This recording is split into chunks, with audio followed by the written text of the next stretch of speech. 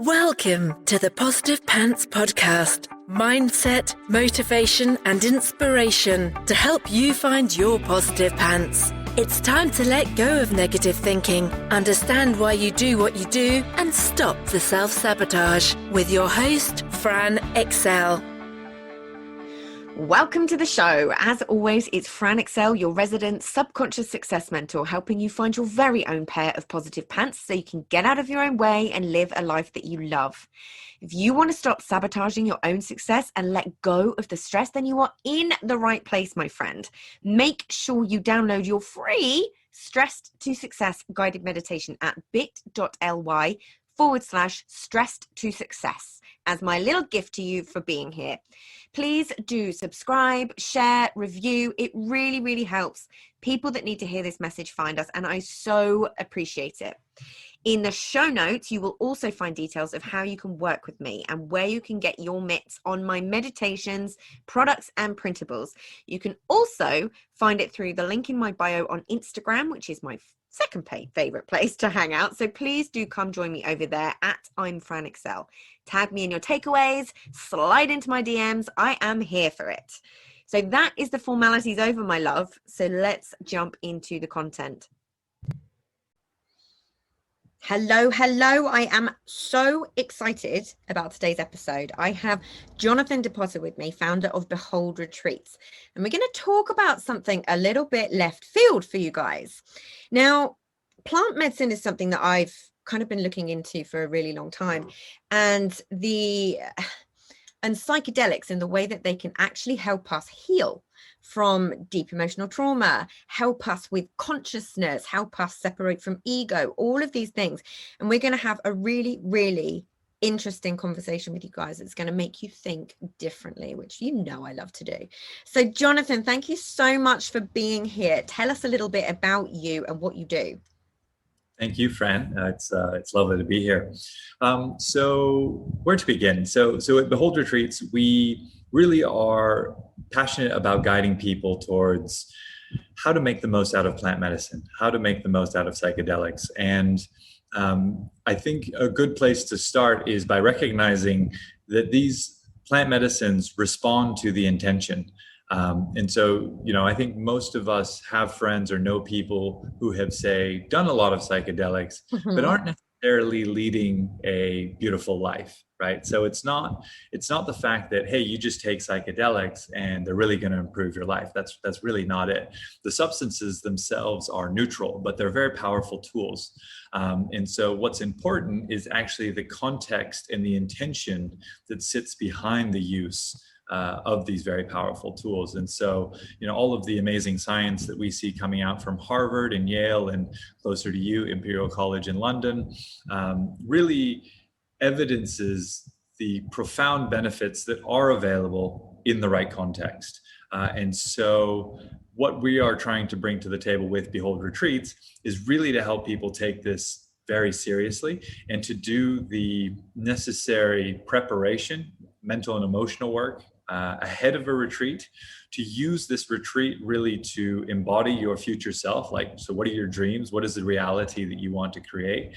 And then, in that context, with that setting and with that request, kind of quote unquote, to the plant medicine, it's incredible to see how it can respond in kind to the intention that you've set and the respect that you've given the depth of these experiences. I love it. It's so fascinating because I think psilocybin was the first one that I had heard anything about, which is, for everybody listening, it's magic mushrooms, isn't it? We have, I think, from university, particularly in the UK, I never experimented with it because I was always a little wary of psychedelics and as someone with a control thing, it's something that never massively appealed to me. It was something that I feared, but through the continued research and kind of bigger people coming out and talking about psilocybin, LSD, ayahuasca becoming kind of more mainstream and being more legalized around the globe, but people like Steve Jobs, Michael Pollan, Tim Ferriss talking about it all the time, it's something that I think is really important to bring into conversation, because I love what you say about the intention behind it, because so many of these modalities, people think you have this kind of one and done thing, and it's not like you take a magic mushroom or you pop some LSD and then you're cured. Yeah. There's a lot more to it, and I think there's a huge amount of modalities where it promises these profound changes, instant changes, but there's a lot more to it than that. I love what you're talking about, the integration, and obviously the prep work as well. So tell us a little bit about that, and if you want to touch on any of the research at any point, please do. My guys love geeking out on the science, so feel free. Yeah. So there's a few dynamics, I guess. The reality is that in the wild work, there's very few plant medicine practitioners who really know what they're doing. So if I'm going to wind all the way back to set a bit of context for you, like you, Fran, I was quite the skeptic. I grew up in Hawaii in the U.S., and around me there was a lot of people using these substances, but I didn't see anything good from it. I never participated in any of this growing up myself, and it took until I was the ripe old age of 32 to overcome my fear, my skepticism, my doubt. And at the time, I was working in the corporate world. I was leading a team of 120 in management consulting in Hong Kong, and I was an atheist, and I had life pretty well squared away, as it were. All of the, shall we say, slightly limited but modern signs of a successful life. And so when I found my way to a retreat in Peru, it opened the door to spirituality for me, and it really began a path of healing and self-discovery, which has yielded so many benefits for me personally. I used to be relatively impatient, easy to frustration, and other character traits that I didn't understand. And a few of the dynamics that feed into this are, one, we pretty much universally have experienced childhood trauma, and it's often come even from very loving, very caring parents. And so it's super common for people to uncover that trauma when they have these experiences, because they're re-accessing parts of the brain that have been suppressed and compartmentalized out of waking consciousness. The second dynamic is we're just overwhelmed by modern life. There's so many decisions, so much complexity, so much stimulation, so many things, our phones and everything, social media competing for our attention. And so because of that, we start to make a bunch of shortcuts in our thinking. And it sounds like a positive adaptive response as an energy efficient mechanism, but the reality is it begins to short circuit the software of your brain. And so we become to have overly patterned thinking and behavior, which really robs us of a much richer human experience. And the third dynamic is something that the science describes as the default mode network. Now, default mode network is all about thoughts that relate to I, me, my, thoughts that are anchored in the past, anchored in the future. So basically it's robbing you of the present moment and enjoying it because you're always thinking about yourself compulsively. And the National Science Foundation in the US did some great research that showed your average person has between 12,000 to 60,000 thoughts per day. Mm-hmm. Just about 100% of those thoughts are about yourself, just about 100%. 95% of those thoughts are repetitive. So you're having the same thoughts over and over again. And 80% of thoughts for most people are negative. Now, what's fascinating about this is that for most of us, when we hear those statistics, we opt out of those for ourselves. We think of other people. We think, oh, that's so sad. That's not us. But the reality is that it is us. It's just that we can no longer see because these thinking patterns have become so deeply ingrained that we don't even see it. So I say, oh, I should have done this, or I should have spoke to this person. That's a judgment. That's negative self-talk. Even something as simple as, oh, I should have, is so weak, right? I mean, that's pretty soft by any measure. But that's a judgment, and it's a negative self-judgment. And so there's so much room for each and every one of us to be kinder to ourselves and to elevate our consciousness and to gain a lot from these plants with the right guidance, with the right context, the right intention, and going deep with ourselves. So I just kind of want to set the scene a little bit there, and then we can kind of move into, however you actually want to take the conversation forward, Frank. Mm. Well, what kind of got you into it, really? What Yeah. made you actually get into wanting to go down this road? Hmm. Yeah. So for me, my first experience was motivated by a transformation that I saw in someone more than 10 years before my first experience. So a friend of mine, she grew up unfortunately with a very traumatic childhood, and she was always shy and full of self-doubt and self-pity. And she went and she actually did a more in-depth experience in Peru, which was a month long with ayahuasca, starting from a very low dose and working up from there, so that she could work with it more than, the super intensive experiences that are more common on various media platforms. And so through that, when she came home, she was just a new person. She was, organizing us to go rock climbing and surfing and picnics in the park and out to the cinema. And I was just like, wow, we were all looking at each other like, who is Sophie? Like, this is a completely different person. And so from that, I was like, this doesn't align to the education I received in school of just say no. And it doesn't align to my own experience growing up in Hawaii with substance abuse, what I saw all around me. And so there's something here, right? There's something here that I need to experience. So I was drawn to that by virtue of my friends who were traveling in Peru with me, as well as this past transformation that I had witnessed. And so, it's really challenging work. It's not going in to confront and look at what's happening in the depths of our subconscious, generally speaking, is not too pretty. So there's things that have anchored there that we don't even know. And people often ask me, well, why would I want to know about that? Well, the reality is that these things are manifesting in your character. So I shared my frustration, my anger, my impatience at times that would manifest. And so by virtue of harmonizing your everyday waking consciousness with what's happening in your subconscious, you're able to alleviate and actually really change and improve quality of experience. And the science is showing cognition, clarity of thinking, sense of purpose and belonging, life satisfaction, mood and behavior. The list goes on and on. You're going, wow, okay, this is really quite something. But ultimately, for the way I look at this work now, having done it for about 5 years, is that it's really all about consciousness.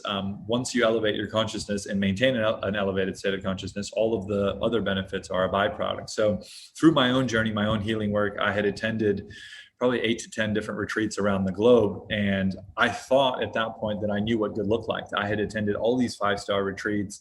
I had given 5-star reviews at each of these 5-star retreats. But then what was happening was that I was going back to my previous self subsequent to one of these retreats, right? So you have this really profound experience where you get some lessons, some breakthroughs. Wow, this is who I could be. This is who I should be. There's the word should again. You get all these lessons, and then, slowly but surely, you've become who you are over decades. And those neural patterns and thinking patterns and behaviors are so well entrenched that unless you have some really strong guidance to help you spot and to kind of begin to operate from more of a metacognition so that you can see the way that you're interacting with yourself in the world, then it's really hard to rewire these patterns. So after 8 to 10 retreats, I was really lucky. I just stumbled across some plant medicine healers who were operating at a very high level. They actually turned out to be my neighbors. And so I started working with them, and I made more progress with them in the space of weeks than I had made in the 3.5 years prior to that. So it was really like eye-opening for me, because I felt like I had already made so much progress through these 3.5 years of retreat attendance and spending tens of thousands of dollars, flying to Peru and Costa Rica and ... And it was like, okay, wow, this when you're working with experts here, that really makes quite a difference. And so that even redoubled my interest and my motivation to guide people towards exceptional retreat experiences. Yeah, I love it. You're talking so much about the same things. I love it when people come on and reiterate what I say, because sometimes people need to hear it from other people as well, right? It's these things that happen to us in childhood and form our identity and our ego rule the roost until you make them conscious. I'm always saying my favorite quote is Carl Jung: until you make the unconscious conscious, it'll direct your life and you'll call it fate. It just rings true through everything. And when I get clients coming to me, quite often the things that end up coming up, what people think their blocks are or like to label their blocks as, turn out to be something completely different. And I think investigating plant medicine and ayahuasca and psilocybin and all of the research that's coming out about it. And curiosity, if you haven't been able to tell, is one of my core values. So it's something that's just utterly fascinating to me. So can you talk a little bit about some of the things that it can treat, essentially? Because I know we've talked about depression a little bit, and we've talked about being able to separate from the ego, which is what I call the zoom out. And it's this whole thing where you've got to practice it, right, where you're the observer of what you're doing, and with that curiosity, rather than being in it and having it kind of consume you and be who you are. So can you talk a little bit about some of the reasons that people go down this road? Yeah. So I'm gonna actually start where with a piece that you mentioned in terms of early childhood. So, for example, one of the examples I often give, because it's a real example that I know of from a friend of mine, is imagine you're 5 years old and mom's had a long day, and the two of you are carrying some groceries in, and in that moment you drop the bag of groceries, some glass hits the floor, spills out, breaks, and in that moment, mom, in a moment of weakness, you just never get anything right, just get out of the way. 5-year-old cannot distinguish between that which takes root in the subconscious versus that which is just mom at the end of a long day. And so that can really take hold. And now the child, say, the next day is at school playing ball with friends, and in that moment gets the ball and thinks, that pattern comes back to the fore. You never get anything right, just get out of the way. Child immediately passes the ball instead of trying to do anything with it. That can fundamentally change. Something as mild an infraction as that can fundamentally change the overall growth trajectory and confidence of a child. And so, in terms of what these plant medicines can treat, I mean, the list is just growing exponentially at the moment. I spoke with one of our advisors this morning, who's he's an incredible doctor. He speaks so exceptionally. And he was just telling me about, I'm just going to give this as one example, and then we'll broaden out into the umbrella. They've just got a clinical trial approved for using DMT, which is one of the more powerful psychedelics, for stroke victims. So people who have had a stroke, trying to actually treat it with DMT. He said the other thing that they're likely to also start is for people who are still having a stroke, and as the ambulance arrives to take them away, giving them a subperceptual dose of DMT. So not a psychedelic dose, but a subperceptual dose, in order to enhance the neuroplasticity in the brain. So it actually allows communication within and across the brain in more ways, and so can actually reduce the overall risk of a given stroke to neurological as well as physical manifestations of a stroke. So, I mean, the list it's just growing like crazy at the moment, and I hate to say something like a silver bullet, right? I'm coming from a consulting background. Every time you hear something that's like a silver bullet, you go, true, right? But it's funny because, I mean, we've had these plants in front of our faces for literally as long as we've been around on the planet. Yes, yeah. And somehow, you hear about all of these, winding back to some historical context, you hear of like these witch trials and stuff like that. What that work, I think, actually represents, or what those events represent, is, the power mechanisms that were in place, wiping out plant medicine practitioners, whether that was in, the Greater Britain or Europe or the USA. The so-called witches were being hunted down and bad things were being done to them because they were, I think, plant medicine workers. And there's a whole research piece and narrative around this. But coming back to your question, so one paradigm I like to dispel when we speak about treatment is that at the moment we have a little bit of a false narrative, in the sense that if your mental health is above a certain level, then you're fine. There's nothing to worry about. Continue on with your life. If your mental health is below this level, then you've got things to worry about. Go see a psychiatrist and talk about treatment. And that's really not it. The reality is that each of us can improve our quality of experience each and every day. And we all should be putting significant amount of time and our energy into how we improve our quality of experience. And so when we talk about, the things that can be treated, I can speak to some of the science that's come out, but really what we're talking about is elevating consciousness. Like, that's the fundamental thing, and everything else gets treated as a byproduct of an elevated state of consciousness. There's more and more of the research is showing that your experience of the world is just a reflection of your level of consciousness. What you see, what you experience, all of it is just like, it's a function of how you're seeing the world. And so, absolutely, we've got incredible research on PTSD, which is, long been super hard to treat, depression, anxiety, obsessive compulsive disorders, addictive disorders, right? Whether that be pornography, alcohol, other substances that are more addictive.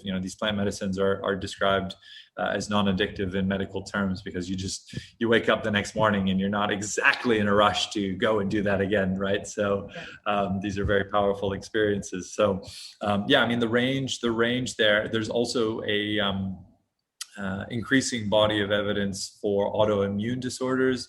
So there's a lot of science that's coming out now that is going to evidence that I don't want to say all, but a large majority of diseases are actually based in the mind. So they are actually thought-based diseases, right? So things like cancer, things like fibromyalgia is now recognized as, it has a physical manifestation, right? But it's a trauma-based disease. And so often when people have breakthroughs with plant medicine, they actually can begin to heal their fibromyalgia. We had a client recently who had lupus, which is a serious autoimmune disorder. She hasn't gone back on her medicine, knock on wood, since it's been probably 3.5 weeks that she's returned home now. She's feeling great.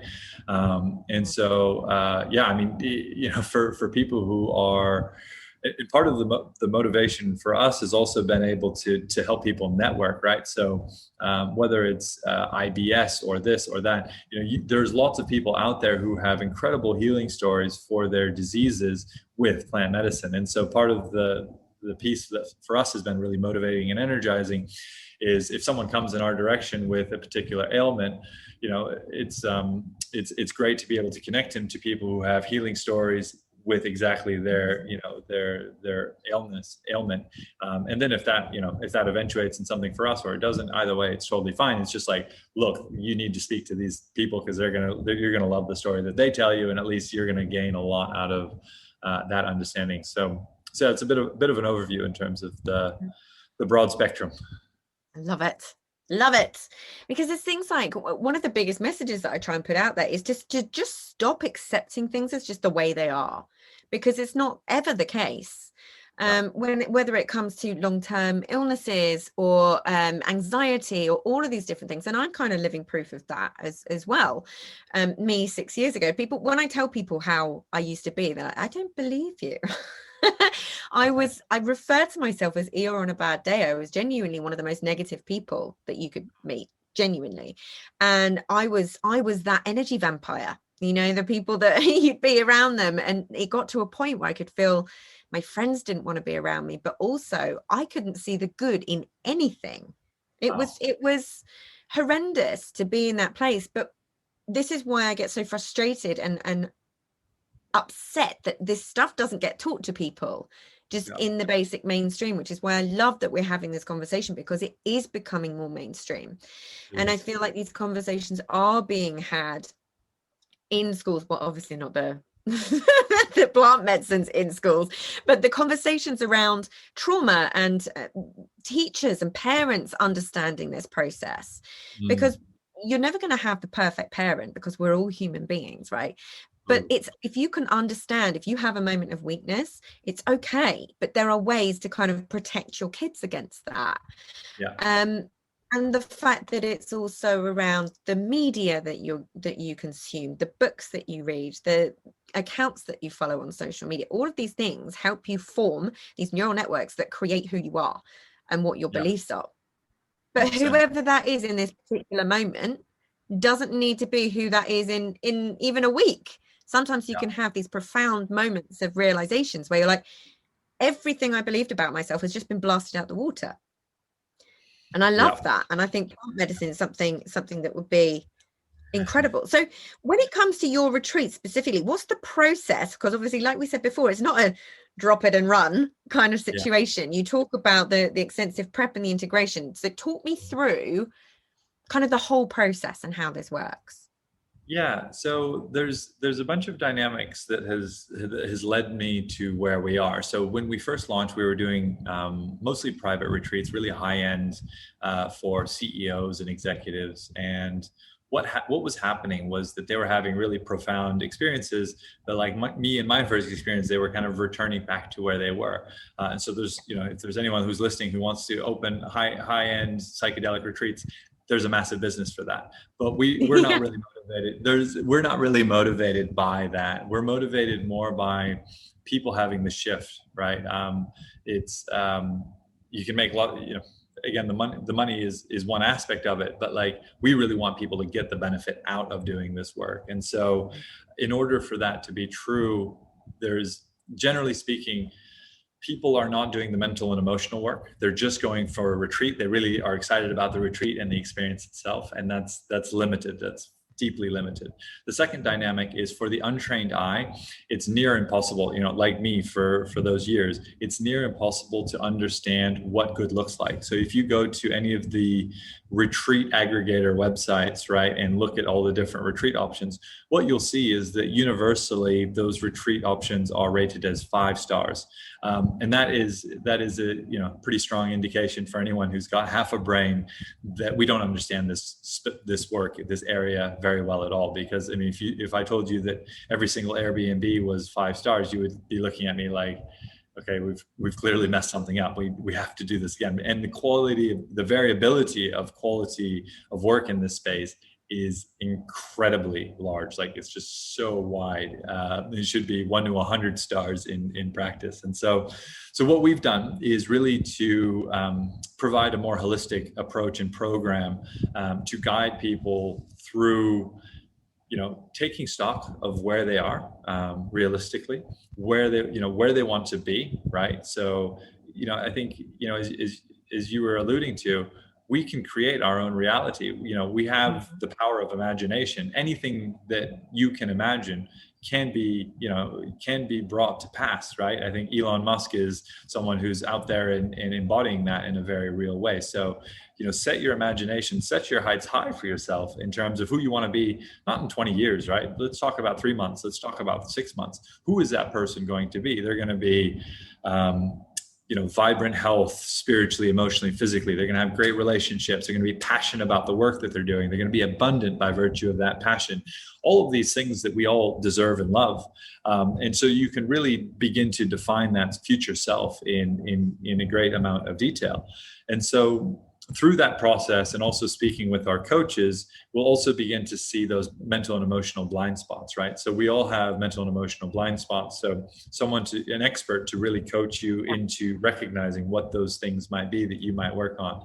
And the coaches that guide our program, they're so intuitive, right? They're really spiritually tuned in. So their ability, and they've led thousands of clients. So their ability to pattern recognize is quite strong, right? And everyone's got their own little story of like, oh no, you don't understand me. It's like, no, I do. You're really not so different.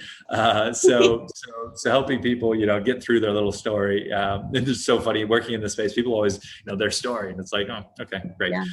But it's so helping people, see their story for what it is and put it to bed, preferably even ahead of a retreat experience, because what you're experiencing, and to teach them tools. It should be the last thing before we move to the retreat component. It's teaching people these tools, these empowering tools for doing a mental and emotional work that will last them a lifetime, right? And I've been flabbergasted. I mean, there's some of these tools I use on a daily basis now. I've been flabbergasted. How is it that I was never taught these things earlier in life? Because they're so powerful. And so teaching people these tools so that when they come into the retreat setting, number one, they know where to look, right? So you're gonna have greater access to your subconscious. So you're gonna have some subjects in mind to bring to bring into the experience. You're also going to have your future self really well defined, right? So you can use the retreat experience to embody that future self, and then the plant medicine will actually begin to provide you those downloads and those insights. It's like, look, if you're going to have great health, then these are the things, it might show you things in relation to exercise or food, or how you're treating yourself mentally and emotionally, and all of these sorts of things. And so, if you make the request and you're being very specific about, like, look, this is who I am going to be, I know I'm going to be this person, then the plant medicine is very likely to show you, but here is 1, 2, 3, 4, 5, 6, 7, and you're like, oh dear, here we go. Here comes the message. And it really, it's really incredible and so humbling and powerful to bear witness to, like, I am being sent messages from above. I mean, there's really no other terms for it, right? These messages are coming thick and fast in terms of how I can improve my quality of experience. And so, often when people have these profound breakthroughs, then there's a lot to integrate, right? So, we had a client who, 46 years old, mother of 3, never really dabbled in this space before. And, so she went on a retreat with us, and she had this common one, which is a massive self-love breakthrough, right? So she felt self-love for the first time in her life, and also recognized that she is not her body, right? The body's interesting. It's great vehicle, so long as we treat it as such. But those sorts of breakthroughs where you realize, wow, I've never loved myself, and wow, I'm not my body. I mean, there's a lot to integrate back into your quality of experience, so that you can bring that home in a beautiful way. And the other dynamic that we were talking about before is you'll often uncover some trauma, right? So there's going to be some challenges within that. And as and when people do discover that, the instinct is like, oh, I got to go tell my mother, or I got to go tell my father. And that's generally not the answer. The answer is to integrate that into your character. And then, some weeks or a month later, if you're still feeling like you're coming from a really centered and loving place, to put something like that back on the table, then you're coming at it from the right perspective. So it's really important to have guidance throughout that process. And then, as you return to life, all of those triggers are awaiting you, right? So whether that's bad traffic, or your family, or an unrelenting boss, or long work hours, or buddies who want to drag you out drinking on a Friday night, the list is on and on. And so it's like all the external world still expects you to be the same, even though you now feel self-love for the first time. And so it's like, whoa. And so some third-party guidance is important. Yeah, absolutely. And this is the thing that is really important to talk about. And I think sometimes people can shy away from really going down the path of making profound changes, because you do lose people along the way. But it depends how you want to look at that. It doesn't always have to be a negative thing, because I always like have you heard the crab in the bucket analogy, where the crab could get out if they all just work together? That crab could get out and over the top and off to freedom. But when one crab tries to escape, all the others pull it back. And that's exactly what happens in life when we're trying to make these changes. And it's really important to kind of be aware that is going to go on. But when you can understand about the ego, and you can understand about these things that have happened that create who these people are, you get to kind of observe that again. And it's being able to zoom out and say, okay, I understand that this isn't a personal thing to me. This is them operating from their stuff that I'm working through. And I can choose to share what I'm working through, but I also cannot drag them along with me. Do you find that sort of thing is quite common? And then the integration element of your retreats is what helps people through that element of it?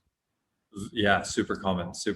And I would say, generally speaking, it is hard. The first time around, it is hard for people to give up a lot of those things that may be keeping them down, right? Because we're compassionate, right? We're compassionate by nature. And so, if we've got friends that, we might have even known for years beforehand that maybe the influence wasn't great, but we love them, right? We care for them. And so, it's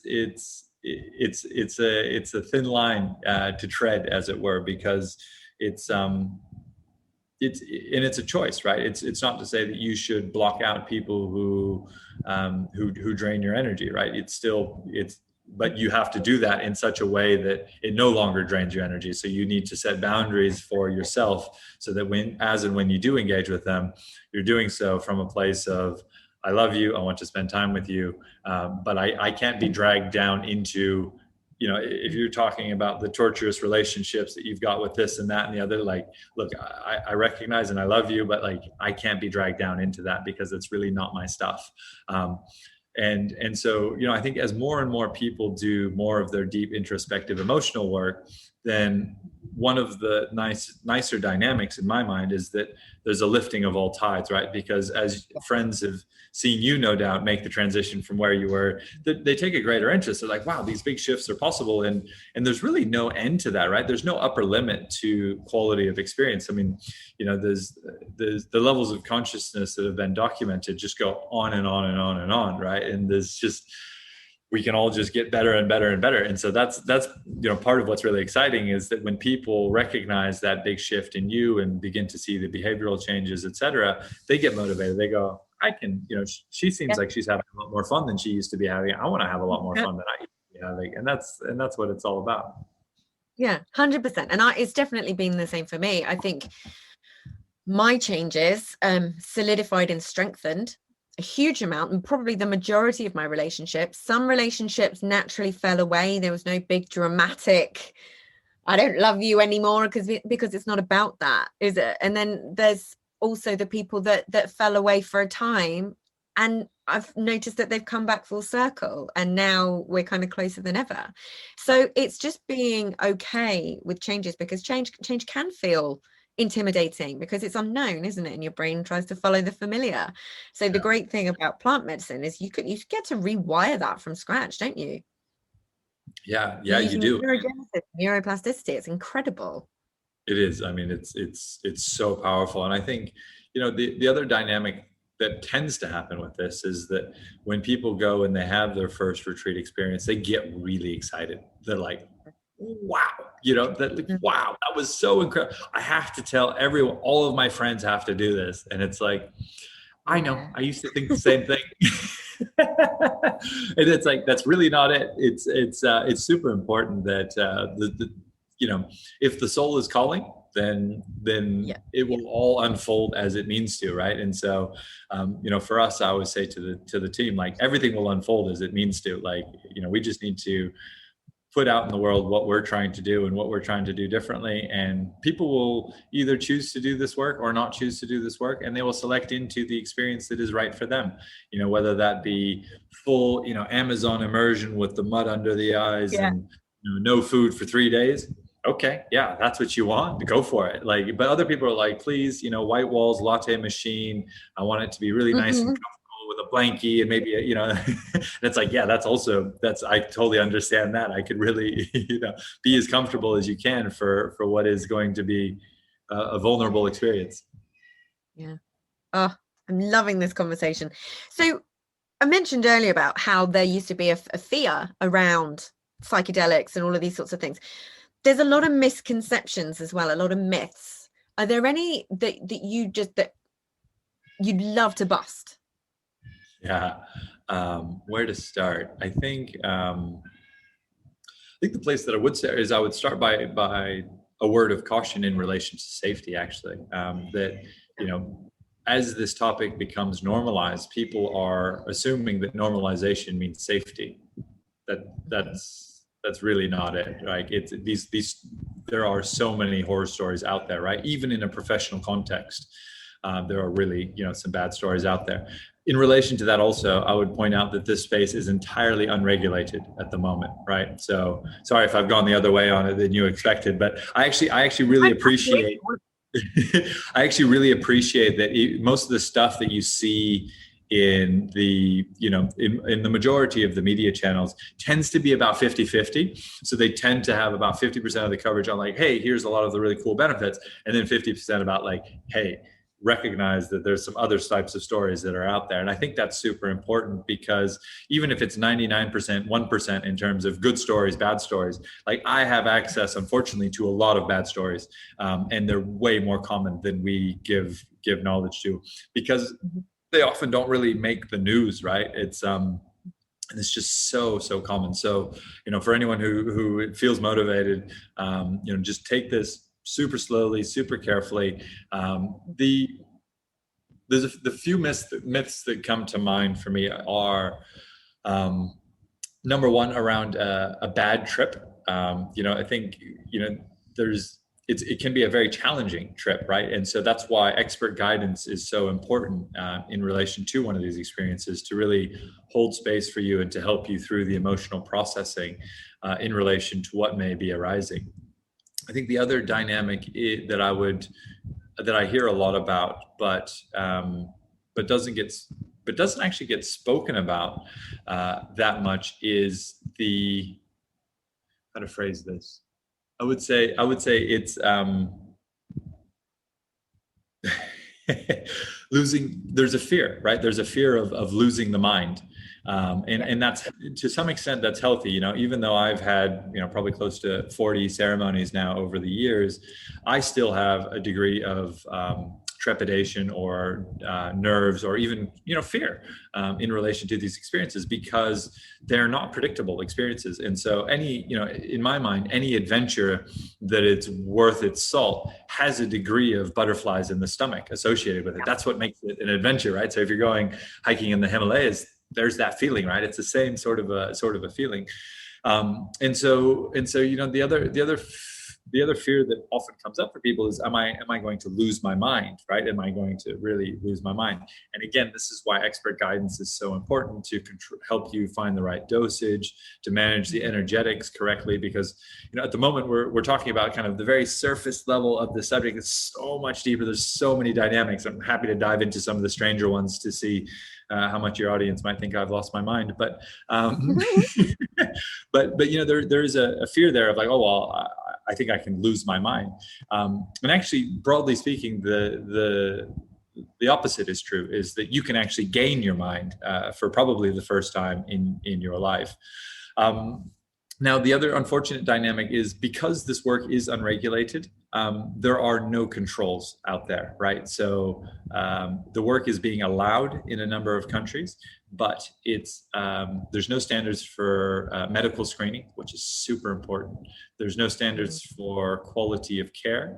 And generally speaking, there's not enough attention paid to emergency protocols, right? So again, we've been fortunate. We're still a relatively new business. We haven't had any emergency cases, but it's not a question of if, it's a question of when, right? There are stories, it's probably something like 1 in 10,000 really require acute attention. So it's a very, small percentage of cases. But, we've got 8 billion people worldwide, extrapolate that over time, and there's going to be a lot of people that are in that bucket, right?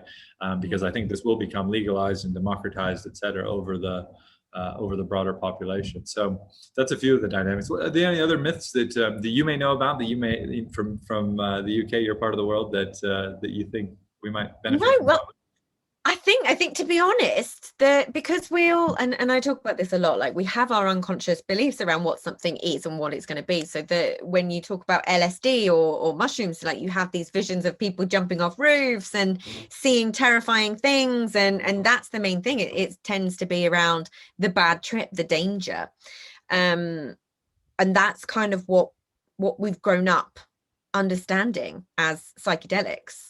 That it's for a particular group of people, and all of this kind of bias that's around it, just purely from messages that we're fed. So I love that the conversation's happening. But as well, I think talking about it in terms of being able to use it as a tool, and I love the way you're talking about it with such integrity, because even in what I do around the mind and all of these things, so much of it is so unregulated, and there's so many messages that I see in the way that people market themselves. It's like instant transformation and all this stuff, and I'm just like, no. So it takes people to kind of stand in integrity and give the real reasons. Things can go wrong, you can get re-traumatized, but if you're doing it with somebody who knows what they're doing and knows what this is, then you're safe. And it's knowing how to have a duty of care to the people. It's not about cash through the door, it's about a duty of care. 100%. I suppose what I want to know is what you think the future of psychedelics is going to be. Because we're kind of just scratching the surface, aren't we? We're just at the beginning. Yeah. Yeah. So I think there's a few different dynamics here. I think it's all emerging very quickly. A few of the dynamics that I think I'll bring into the conversation is implications, number one, for the healthcare system, right? Number two, the medicines themselves. We can talk a little bit about the different types of medicines that are out there and those that are gaining traction versus those that are not. And then we can talk about quality of practitioners, because I think that's a massive under-recognized bottleneck. We've got hundreds and thousands of people now who want to be, psychedelic therapists. What I now understand about this work is that even if you go and spend 4 years in college and do all this and that and the other, and then another 5 years and 8 years or whatever, that doesn't necessarily mean that you're going to be a good psychedelic therapist. This work is there's the way I look at it is kind of, there's people who apply medicine, right? And I'd say 90% of people working in this space are just like, hey, take this medicine and then we'll sit in a circle and we'll see what happens. Then there's like another, small percentage, maybe 10% of people who are qualified to do either somatic work or mental and emotional work, right? So they're more the holding space and, facilitating people through the experience. And then there's a very small percentage of people who can actually do the spiritual or the energetic work, right? Like we're talking very, very small percentage of people here. And they're actually able to, shall we say, manage the energies that are coming into your experience, and they're managing those through your consciousness, through your body, so as to release out the things that are no longer serving you. And those are the people who can really help you sustain an elevated consciousness. And now, there's people who have been working with plant medicine for decades and decades who still have a low level of consciousness, right? And again, you can just look at any psychedelic scene and look around and just be like, okay, these people are not thriving, right? So clearly it's not just that psychedelics in of itself has a great impact. So the practitioners are super, super important. So looking out into the future, I think there's a real requirement to actually identify those practitioners who have some of these skills inherently. And I think, a lot of these, trying to describe these skills, these energetic and spiritual skills in practical terms, it's almost just lost, right? Because these are people who are able to tap into the energetic realities, the psychedelic studies from Harvard and Yale and Johns Hopkins, et cetera. They're beginning to unearth those spiritual and energetic realities and having to label them as such, which is really interesting.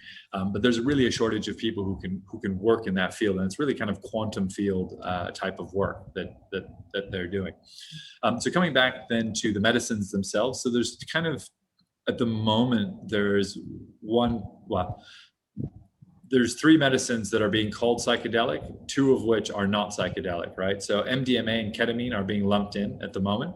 Both of them are obviously not plant medicines. They're both synthetic. And both of them are also have potential to be highly addictive. And they're also not psychedelic. They're psychoactive, which means that there's no visual experience, generally speaking, with ketamine or with MDMA.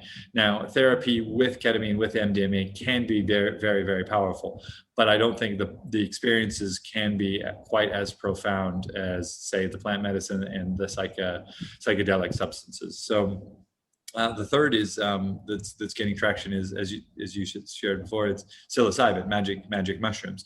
Now, in the medical context, it's synthetic psilocybin. So again, they're synthesizing the molecule. In the West, we've unfortunately got this obsession, our scientific obsession, with molecule isolation to find what's the silver bullet and what does it do. And by comparison, ayahuasca has 463 compounds in it. So it is an incredibly complex medicine. And so I think, it's going to be interesting to see this space emerge, because what I suspect is going to happen is that the first wave of these medicines, MDMA and ketamine and psilocybin, are going to bring people to a particular place. But then I think they're actually probably on the whole going to plateau there, and or people are going to recognize that there's other medicines that are more powerful, right? And so mescaline is San Pedro or peyote cactus is super powerful. Iboga is one that's very seldom spoken about. It's from Gabon in Africa.